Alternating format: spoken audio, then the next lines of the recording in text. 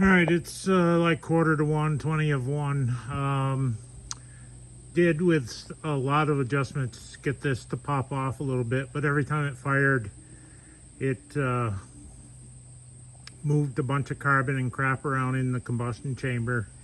It'd get under a valve. One time the intake wouldn't seat well, and then the next time the exhaust wouldn't seat well. So I did end up popping the head off of it. In here, I just ran it through the glass bead cabinet. International is famous for running a real flat valve. I'm not quite sure on the angle, but you can see it's probably not more than 15 or 20 degrees. Not sure I have would be able to cut that valve without changing the angle. I'm going to try lapping compound, and you know, the seat's pretty pitted. I just ran it through the glass bead cabinet and just cleaned up this this part of the head that sticks down in the combustion chamber. Tried not to touch anything on the outside to make it look like it had been apart. But sandblasted the pathways from, especially on the intake side, there was a lot of rust. So cleared all that out of there so it wouldn't pick it up if it actually started. I could get it to pop off, but I couldn't get it to hit a second time on its own. And some of that was the way the igniter was tripping off.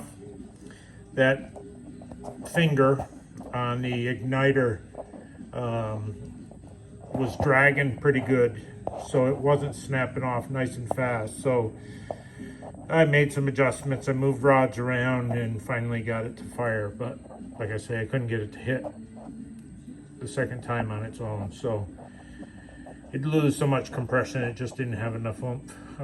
So we're going to try lapping the valves in first and go from there.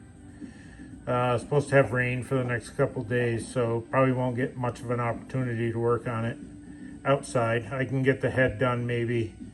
I am considering changing this angle, definitely narrowing the seat if I got the pilots for it. 3/8, the intake would be no problem. The exhaust is 7/16 guide, but it depends on how much it's worn.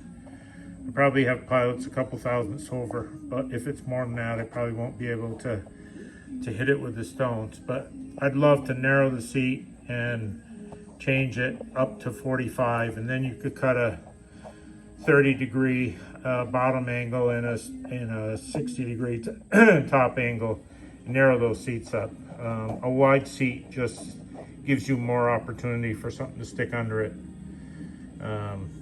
And it's been proven that a narrower seat actually seals better than a wider one. So we'll see where I can go with it.